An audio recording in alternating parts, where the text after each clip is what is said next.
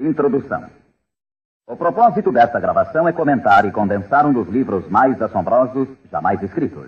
Pense e Fique Rico, de autoria de Napoleon Hill, que tem exercido influência na vida, realizações e fortunas de mais pessoas do que qualquer outro livro jamais publicado. Em todo o mundo livre existem atualmente milhares de pessoas que têm triunfado em todas as linhas de trabalho e que hoje ocupam suas boas posições porque um dia encontraram e compraram um exemplar de Pense e Fique Rico. Qualquer uma delas estará disposta a confirmar isso, e com toda satisfação. Uma descoberta valiosa.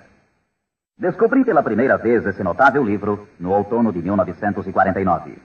Ajudou-me a decidir de uma vez por todas como alcançaria a meta a que me tinha proposto. Unificou meu pensamento e abriu-me um caminho reto e claro até o ponto a que eu havia decidido chegar. Um de meus melhores amigos, que encontrou o livro há anos, ficou tão fascinado pelo seu conteúdo que permaneceu em casa durante 3 dias, lendo e meditando acerca das ideias ali expostas. Depois, aplicou seus princípios e agora ocupa a posição mais alta dentro da indústria em que trabalha. Por outro lado, tenho estado nos escritórios de altos executivos e tenho escutado dirigentes de empresas famosos mundialmente, alguns com idade suficiente para serem meus pais. Todos eram unânimes em afirmar que, após terem lido Pense e Fique Rico, seus negócios passaram a caminhar muito melhor. Qual é o segredo desse livro tão assombroso? Por que, entre milhares de livros sobre autoajuda, ele tem se mantido como a obra-prima mais destacada? Creio que, para compreender o porquê, vocês teriam que conhecer Napoleon Hill, tanto quanto eu. Com certeza, não foi ele o primeiro homem que se rebelou contra a pobreza e contra a interminável luta ante a falta de orientação que via em seu redor quando ainda era um rapaz. Nem tampouco foi o primeiro a escrever sobre a matéria, mas possuía 2 habilidades únicas, altamente desenvolvidas, que raramente são encontradas num homem. A primeira era a maneira como focalizava seu tema. Hill procurava soluções para o êxito da mesma forma como um cientista busca trazer à luz da razão um segredo da natureza. Tratava de descobrir as formas do sucesso de igual maneira como Thomas Edison investigava os processos para chegar à luz elétrica, sem descanso, implacavelmente, até que a verdade, que sempre esteve ali, lhe foi revelada. Sua segunda virtude importante era a habilidade ou destreza para escrever sobre suas deduções, de tal forma que eram compreendidas intelectualmente num instante. Mas talvez o mais importante para este assunto em especial é que eram compreendidas também emocionalmente. O poder de modificar vidas. Quando alguém lê a última página de Pense e Fique Rico, já é um homem diferente. Um homem que se coloca de pé ao terminar a leitura e já começa a demonstrar as modificações que sofreu. Para ele, desapareceram as situações angustiosas, cheias de frustração e autoimpostas. Para ele, o caminho está livre. É um homem agora possuidor de uma singular capacidade de converter os sonhos em realidade, as ideias em fatos. O destino, a fatalidade, os maus efeitos das circunstâncias exteriores não mais o afetam. De passageiro do barco da vida, passou a capitão, traçando rumos e decidindo vidas. Para entender esse livro, temos inicialmente de compreender a realidade, o princípio ou filosofia que se estende como estrutura básica da obra. A menos que, seja o que for que você construa, esteja baseado na verdade, acabará com a estrutura caída e espalhada ao seu redor, como a armadura dos antigos guerreiros de Homero. O que não é baseado na verdade não pode sustentar-se. Não pode suportar a prova do tempo. A razão pela qual Pense e Fique Rico tem resistido à prova do tempo é porque repousa sobre uma base ampla e sólida, da qual se origina todo o sucesso do homem. O fato puro e imutável de que tudo começa com uma ideia. Um estado da mente. É uma filosofia baseada no fato de que a riqueza de qualquer classe começa com o que o autor chama de estado da mente. Pode-se começar sem nada mais que pensamentos, ideias, planos organizados ou algo semelhante. Os pensamentos são fatos. Fatos incrivelmente poderosos quando se agregam a propósitos, persistência e um desejo ardente de transformá-los em objetos materiais ou riqueza, considerando como tal aquilo que você pode desejar. Os sábios têm dito desde há muitos séculos, e há pouco Charles S. Rami escreveu: a verdade é que a mente humana é um organismo tão real como qualquer músculo do corpo, mas muito maior em força e potencial. E assim como a fibra muscular pode reforçar-se para conseguir conquistas incríveis. Assim, pois, esta é a verdade na qual se baseia Pense e Fique Rico. Se você sabe o que quer, e se o quer com força suficiente para alcançar o tipo de persistência que não se pode conter, com toda certeza você conseguirá o seu ideal. Controlando sua mente, você controlará seu destino aqui na Terra. 2 passos para o sucesso. Tendo em vista os princípios acima, falaremos adiante sobre os famosos 13 passos rumo à riqueza, tal como Napoleon Hill menciona em sua obra, lembrando sempre que riqueza é qualquer coisa que você possa desejar. Entretanto, antes peço permissão para fazer 2 indicações importantes. A primeira é que é necessário ter-se em mãos um caderno de anotações, todas as vezes em que se ouvir esta gravação, a fim de anotar os pontos mais importantes. A segunda é que esta gravação foi idealizada para seu uso pessoal, acompanhando sua própria e estimulante jornada. Usar esta gravação para um grupo resultará apenas em auxílio temporário. Assegure-se de ter seu próprio exemplar, a fim de ouvir estas orientações, vez por outra, nos momentos especiais em que se sentir fora de rota. E agora, os 13 famosos princípios de Napoleon Hill. Primeiro princípio: desejo. Ponto de partida para todo sucesso. Primeiro passo para a riqueza. É aqui, precisamente aqui, que frequentemente tropeçamos num obstáculo. Algumas pessoas dirão: sei o que quero, mas como consegui-lo? Mais tarde, entraremos na questão da dúvida, mas de uma vez por todas esclareçamos se é possível ou não alcançar-se o que se deseja com toda a alma. Creio que Emerson expressou-se muito bem quando escreveu: nada existe pelo capricho da natureza. O fato de existir um desejo indica que os meios para realizá-lo existem na mesma criatura que o sente. Em outras palavras, não poderíamos ter um desejo sem que sua satisfação não fosse possível. Cada um de nós tem uma espécie de guia em seu interior, e nossos desejos se modificam segundo nossa capacidade e inclinação. Não importa o que você deseja, se o quer com toda a sua alma. Você o conseguirá, pois é inevitável. O desejo é uma obrigação. Em Pense e Fique Rico, Hill cita um exemplo após outro de que seu desejo ardente nada mais é do que uma espécie de retrato fiel do que você chegará a ser um dia. Portanto, determine agora mesmo e com firmeza o que você mais deseja, porque senão, como disse Helvécio, destruindo o desejo, destrói-se a mente. Todo homem sem paixões não tem em seu interior nem princípio de ação, nem motivo para agir. Uma boa forma de saber se em realidade você tem ou não um desejo ardente é examinar a maneira como procura alcançá-lo. Se você vai atrás daquilo que crê desejar como se estivesse ensaiando, com timidez, com intenção de ir só se for seguro, não tem absolutamente um desejo ardente. Nunca chegará à segunda base se ainda mantém um pé na primeira. Entretanto, se está disposto a queimar etapas atrás de si, dizendo de uma vez para sempre: isto é o que desejo e o farei de qualquer maneira. Segundo, determine com exatidão o que se propõe a dar em troca do dinheiro que deseja. Não é possível obter-se algo a troco de nada. Terceiro, estabeleça a data concreta em que terá todo o dinheiro que deseja.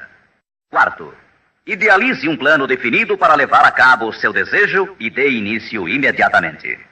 Quinto, coloque todas essas ideias no papel. A quantidade de dinheiro que deseja, o que dará em troca, a data exata e descreva claramente o plano idealizado.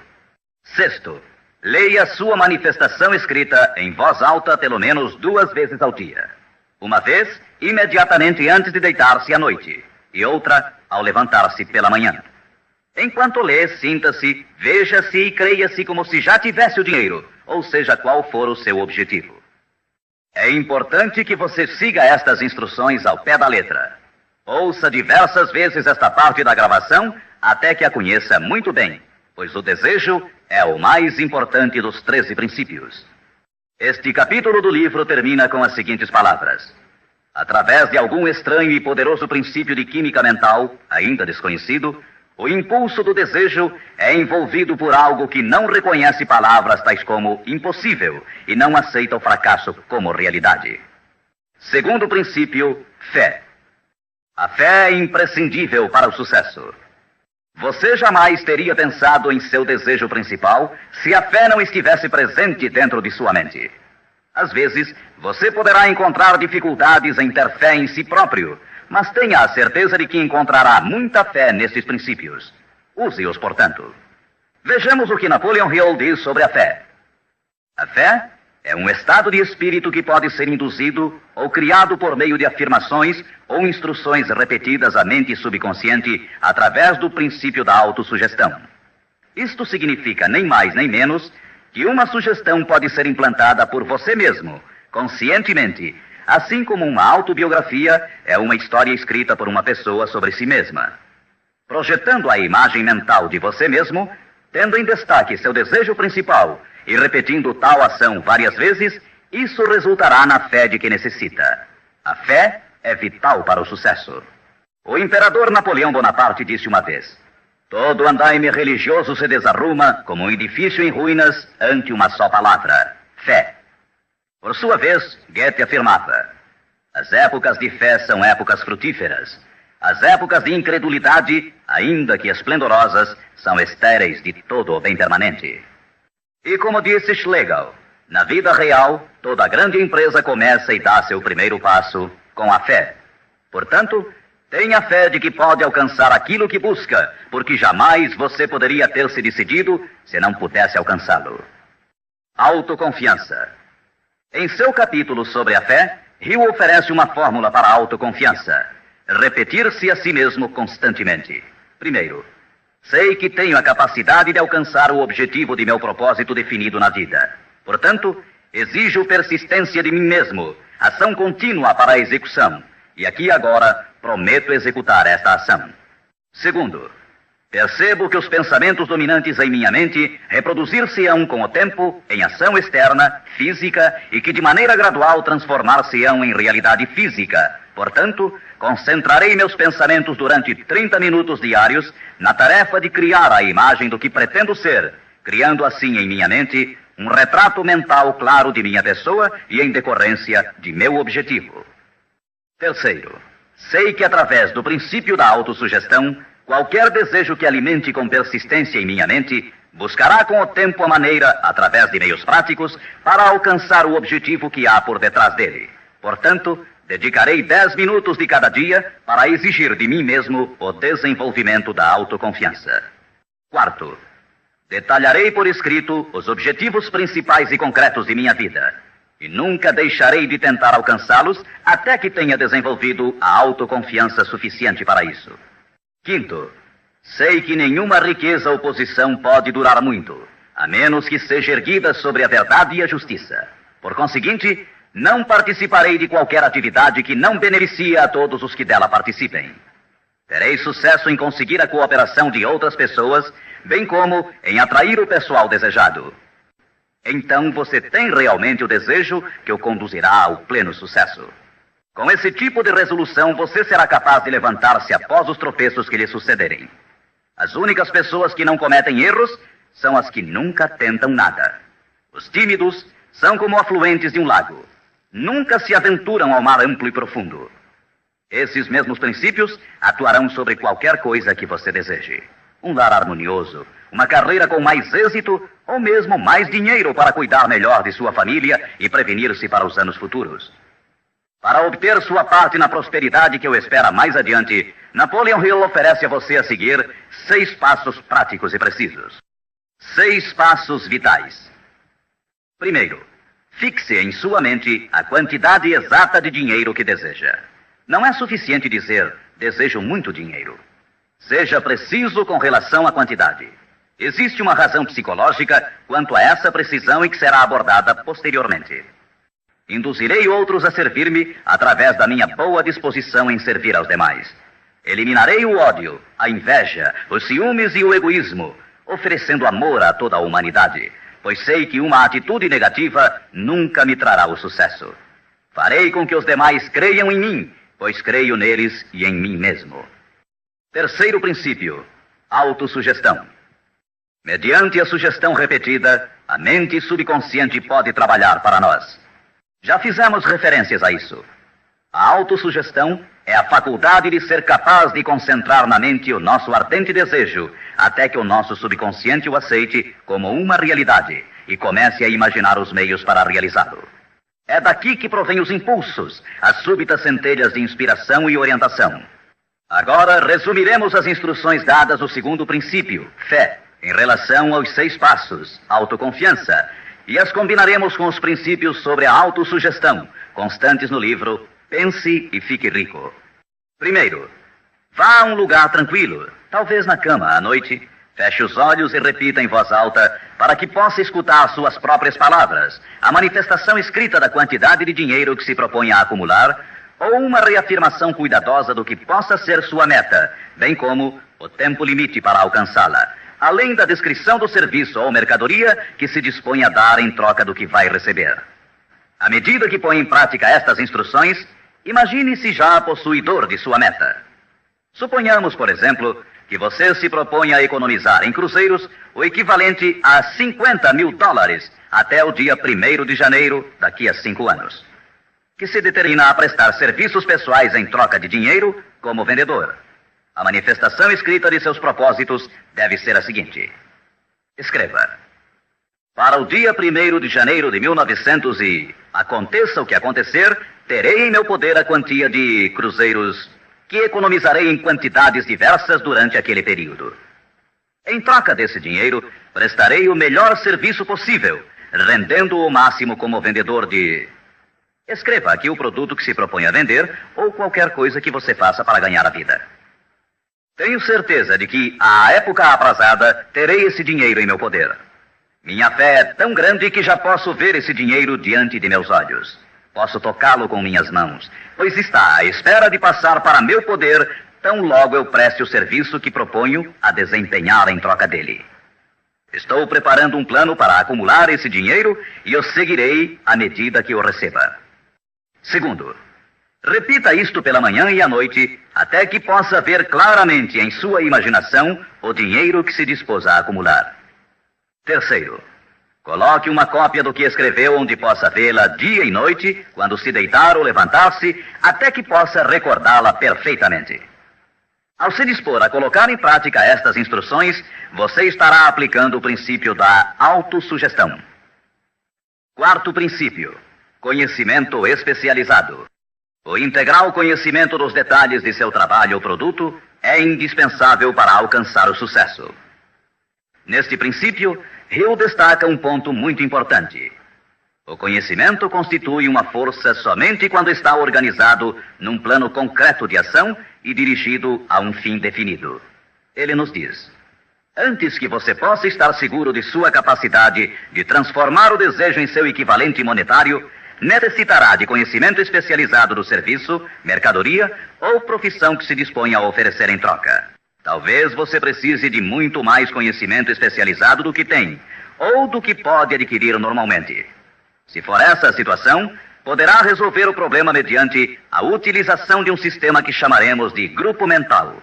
Mais tarde explicaremos do que se trata, mas por enquanto, reconheça que tem de aprender tudo o que possa sobre sua especialidade. Assim, dedique parte do tempo a cada dia para assimilar mais e mais sobre o que você faz para seu sustento. Frequente cursos que existam sobre a matéria, bem como associe-se a homens que conheçam bem sua profissão. Quinto princípio, imaginação. A imaginação é literalmente a oficina onde se formam os planos criados pelo homem. O impulso e o desejo recebem forma e ação mediante a ajuda da faculdade imaginativa da mente. Foi dito que o homem pode criar tudo o que possa imaginar. Como disse e ensina Napoleon Hill, toda mente humana pode alcançar o que pode conceber e crer. A única limitação do homem dentro do razoável reside no desenvolvimento e emprego de sua imaginação e da subsequente motivação para a ação. A automotivação é a chave.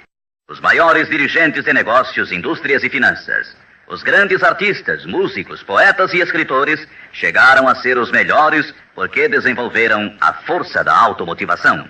Enquanto você desempenha seu trabalho diário, Pense constantemente nos meios pelos quais poderia realizá-lo melhor, com maior eficácia.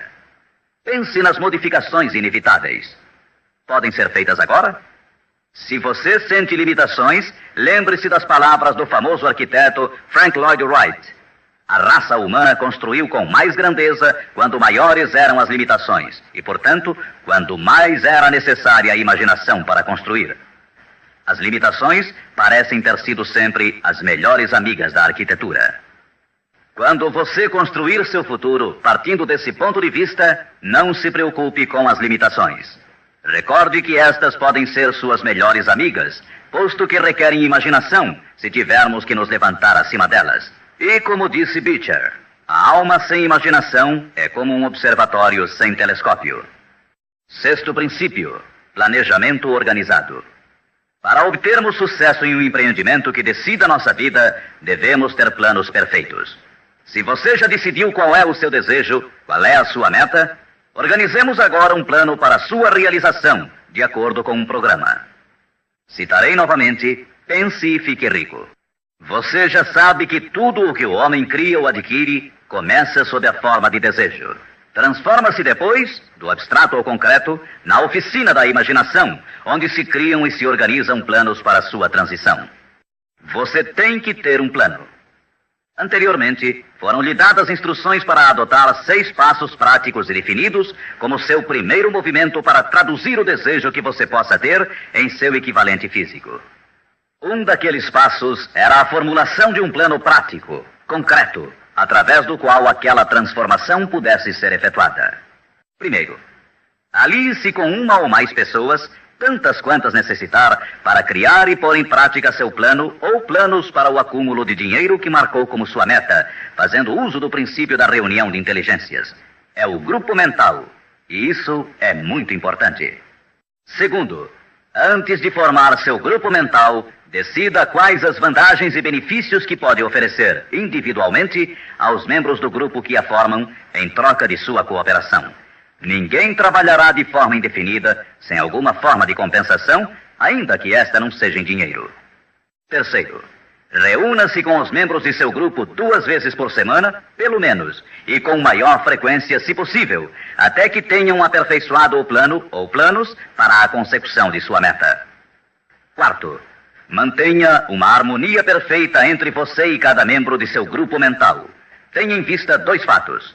Primeiro, você está comprometido em um empreendimento de importância básica. Para obter sucesso, tem que ter planos perfeitos.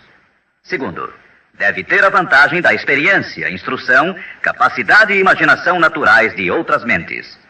Este é o método seguido por todas as pessoas que têm se sobressaído da média. Dedique-se a isto até que tenha um plano formal bem organizado para alcançar seu objetivo. Desta forma, você nunca estará confuso ou pensando no que deve fazer em seguida. Cada manhã saberá com exatidão o que vai fazer e por que o fará. Adquira estas qualidades de dirigente.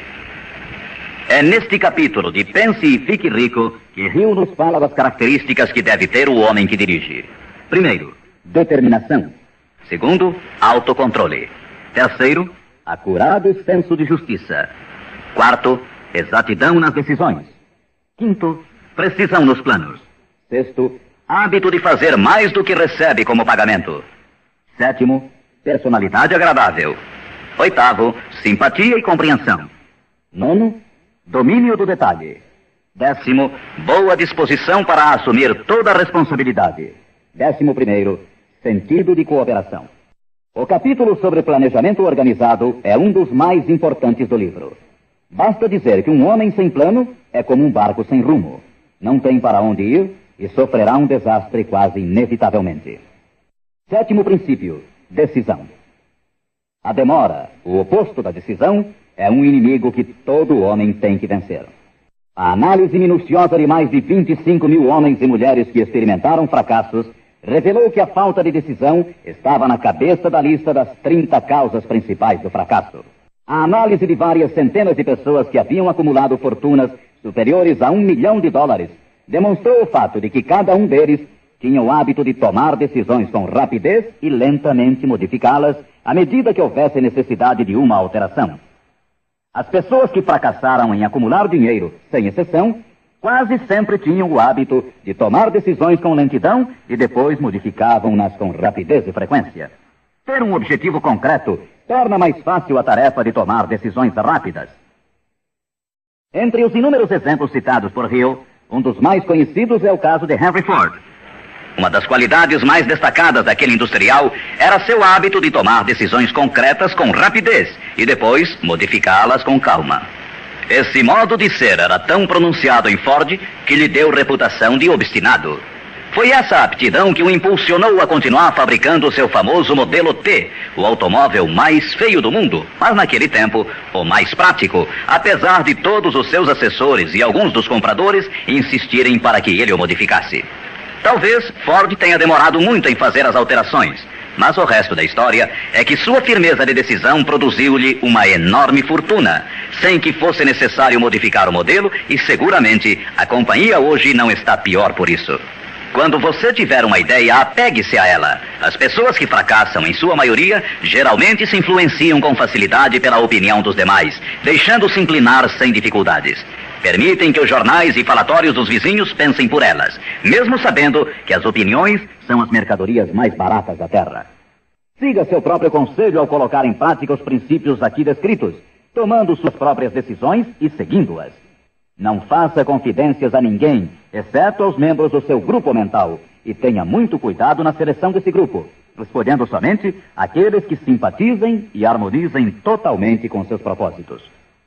Os amigos íntimos e familiares, ainda que isto não signifique que o façam constantemente, atrapalham com suas opiniões, e às vezes por causa do ridículo.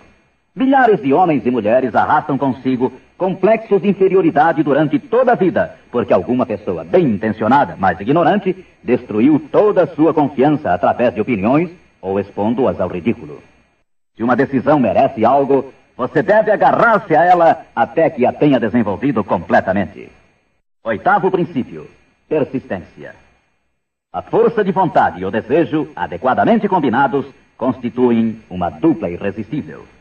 Segundo Hill, persistência é como a força de vontade e combina-se com o homem como o carvão ao aço. Em inumeráveis casos, a persistência tem sido a única diferença entre o sucesso e o fracasso. É a falta dessa qualidade, mais do que qualquer outra, que impede a grande maioria de triunfar. Tentam algo, mas tão logo o caminho se torna áspero, desistem. A experiência com milhares de pessoas tem demonstrado que a falta de persistência é uma fraqueza comum à maioria das pessoas. É um defeito que pode ser vencido pelo esforço. Se você quer realizar um determinado desejo, tem que formar o hábito da persistência. As coisas parecerão difíceis. Será como se já não houvesse razão para continuar. Tudo em você dirá que deve renunciar, que deixe de tentar. É precisamente então quando os homens se distinguem dos meninos. É aqui, exatamente quando se percorre essa distância extra e se continua adiante, que os horizontes se aclaram e os primeiros sinais da abundância que há de ser sua pela persistência começam a ser vistos. Com a persistência virá o sucesso. A persistência pode ser cultivada. A persistência é um estado mental, portanto, pode ser cultivada.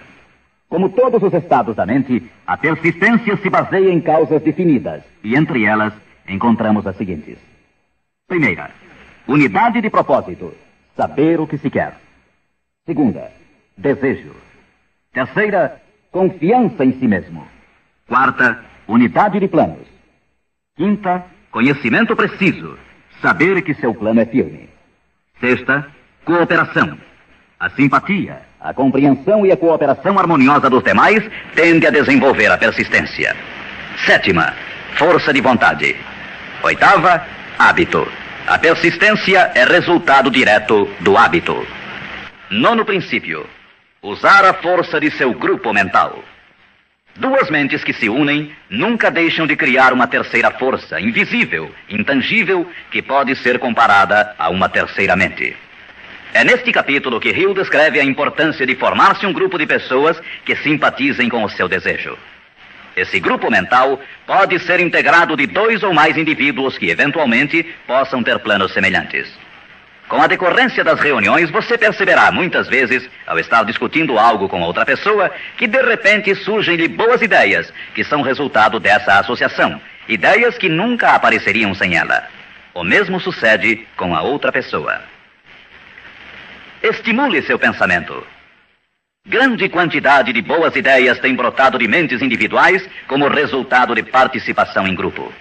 Associar-se a pessoas para formar o grupo mental não deve ser confundido com o fato de deixar que outros pensem por você, mas é estimular seu próprio pensamento através da associação com outras mentes. Ninguém sabe tudo. Quanto mais afins sejam as mentes reunidas, mais informações interrelacionadas estarão disponíveis. As grandes ideias são uma combinação de informações análogas. Assim, você deve escolher os membros de seu grupo com cuidado. Assegure-se que sejam pessoas que você respeita e que trabalhem conscientemente. Todos se divertirão muito e alcançarão suas metas muito antes. 10º princípio, entusiasmo. O entusiasmo provém da canalização de todas as energias corporais em termos positivos e louváveis. É neste capítulo que Napoleon Hill descreve a importância da mulher. A mulher que quase sempre auxilia o homem que luta pela consecução de metas meritórias. A opinião de Hill é de que praticamente todo dirigente é homem cujos êxitos foram inspirados em grande parte por uma mulher. Quando as coisas andarem mal, e pode estar seguro que isso ocorrerá em algumas ocasiões, você ver-se-á abandonado até pelos que você pensava que eram seus amigos. Mas, se você conseguiu uma boa mulher, nunca estará só. Ela sempre o impulsionará a recomeçar uma e outra vez, se necessário, e lhe dará um novo entusiasmo que nasce de sua fé em você. Ter alguém a quem amar é ter alguém com quem compartilhar seu êxito e realizações, que lhe felicite com o elogio que todos necessitamos de vez em quando. Um homem pode chegar a triunfar sem sua esposa e sem filhos, mas a plenitude da alegria se obtém através deles. Cuide de sua esposa e filhos como de seu maior tesouro. 11º princípio, a mente subconsciente. A mente subconsciente consiste em um campo de consciência no qual são classificados e registrados todos os impulsos do pensamento que chegam à mente objetiva através de qualquer dos 5 sentidos. Da mente subconsciente, você pode aproveitar ou tirar os pensamentos como quem tira cartas de um arquivo. Ela recebe e arquiva impressões sensoriais ou pensamentos independentemente de sua natureza. Você pode semear à vontade em sua mente subconsciente qualquer plano, ideia ou propósito que deseje traduzir em seu equivalente físico ou monetário. O subconsciente atua primeiro sobre os desejos dominantes que se mesclaram, como as emoções, como a fé. Sua mente subconsciente trabalha dia e noite.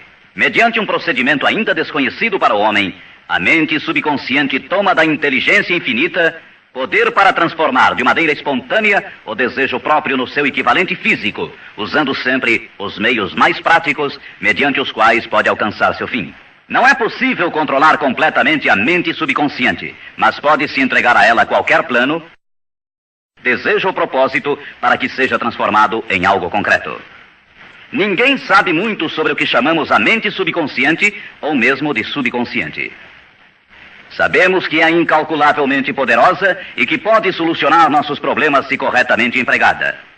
A melhor forma é manter na mente consciente tão frequentemente quanto possível uma imagem clara de si mesmo, como se já tivesse alcançado a meta desejada. Defina-a com clareza e projete-a na tela de sua mente. Retenha-a. Veja-se fazendo e tendo as coisas que obterá depois de alcançado seu objetivo.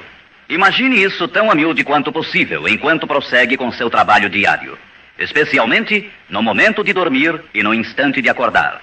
Assim, seu subconsciente começará a conduzi-lo pelos caminhos mais lógicos para o objetivo que imaginou. Não lute contra ele. Siga seus lampejos repentinos, as ideias que venham à sua mente. Esteja seguro que é seu subconsciente tentando chegar à sua mente consciente. Se você prosseguir assim, ficará surpreso e encantado com as ideias maravilhosas que parecerão brotar do nada. As vidas dos grandes homens e mulheres que parecem milagrosas para as pessoas normais não são mais do que a expressa satisfação de seus ardentes desejos através de sua mente subconsciente. No princípio seguinte, falaremos mais sobre o 6º sentido, que parece controlar a vida dessas pessoas, mas somente dos que souberam condicionar sua mente subconsciente. O tempo não significa nada para o subconsciente. Um homem poderia trabalhar com firmeza em seu labor durante 40 anos e não conseguir alcançar o que é possível em 3 ou 4 anos, mediante a aplicação adequada desses princípios. Sua mente subconsciente não pode permanecer ociosa.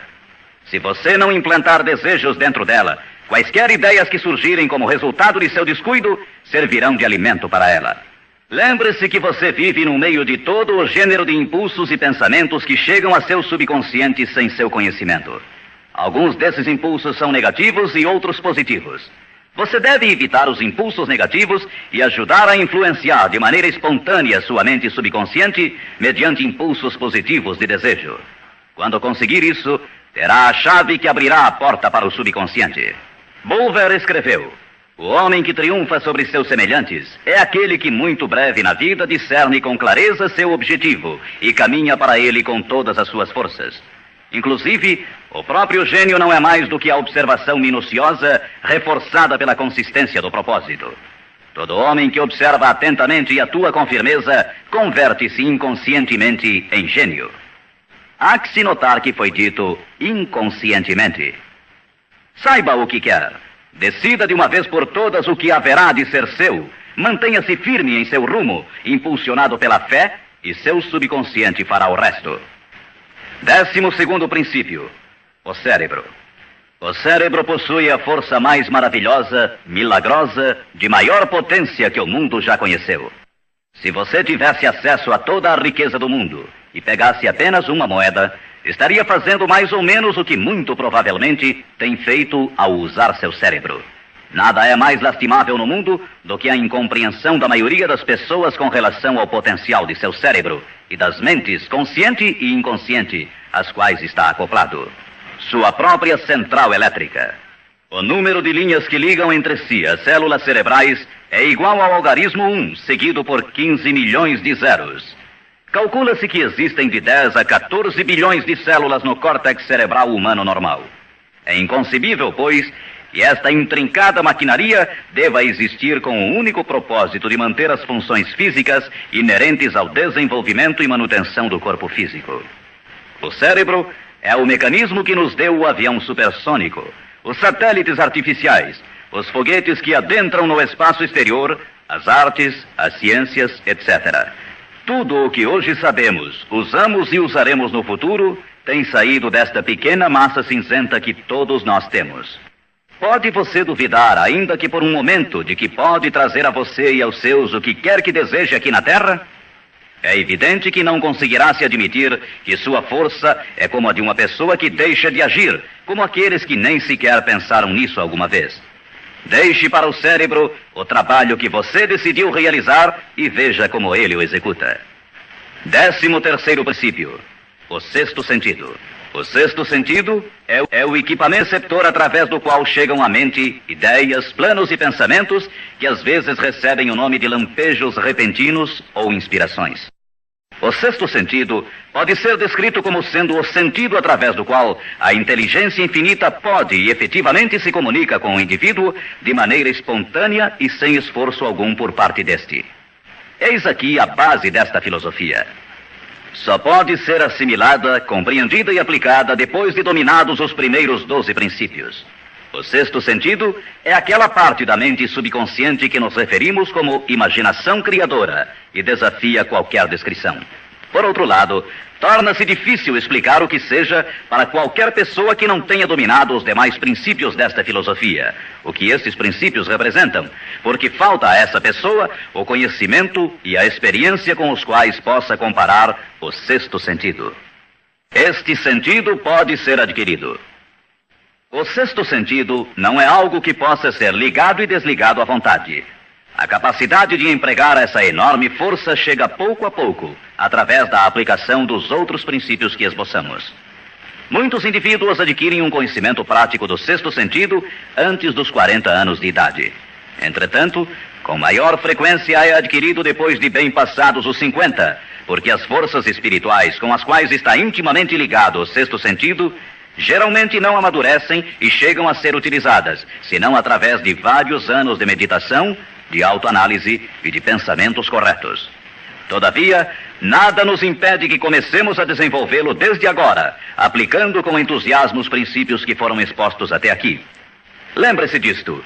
O homem nada pode criar que não tenha gerado antes sob a forma de um impulso de pensamento, que vai se traduzindo em equivalente físico, ainda que seja pensamento espontâneo ou involuntário. Finalmente, recorde-se sempre deste conselho. Afaste o temor de sua mente, concentrando-se na imagem mental de sua meta, seu maior desejo, e vença. O que vários homens famosos acharam desta mensagem. Agora, quero mencionar que Pense e Fique Rico tem recebido a entusiasta aprovação de muitos dos maiores homens que existiram. Todos esses grandes homens aplaudiram e usaram os princípios de Napoleon Hill. Citarei somente alguns. Os presidentes dos Estados Unidos, William Howard Taft e Woodrow Wilson. F.W. Woolworth mencionou que havia aumentado muito sua cadeia de armazéns, aplicando muitos destes princípios. Robert Dollar, que construiu uma grande companhia de navegação, escreveu: se há 50 anos tivesse usado esta filosofia, imagino que poderia ter feito tudo o que fiz na metade do tempo. Tenho esperança que o mundo a descubra e o recompense. Samuel Gompers disse: o domínio destes princípios é uma apólice de seguro contra o fracasso. John Wanamaker, o príncipe dos comerciantes, escreveu: sei que seus fundamentos são reais, porque os tenho aplicado em meu negócio há 30 anos. Também o aplicaram George Eastman, o maior fabricante de câmaras fotográficas do mundo, Thomas Edison, Luther Burbank, Theodore Roosevelt, E.M. Statler, John Rockefeller e muitos mais. Como é óbvio imaginar-se, as opiniões destes homens não poderiam ser compradas com todo o dinheiro do mundo. O que temos mencionado aqui pode mudar sua vida, pode trazer-lhe todas as coisas proveitosas que deseje na vida para você e sua família. Afaste-se da média, do medíocre e enderece seu rumo de acordo com os sonhos de seu coração. Estes 13 princípios não o decepcionarão nunca enquanto você os empregar. Sua grande oportunidade pode estar precisamente onde você se encontra agora. Siga estas instruções fielmente e o resultado aparecerá diante de você. A última recomendação de Napoleon Hill: não procure a oportunidade longe, mas sim a reconheça e aproveite-a onde você se encontra.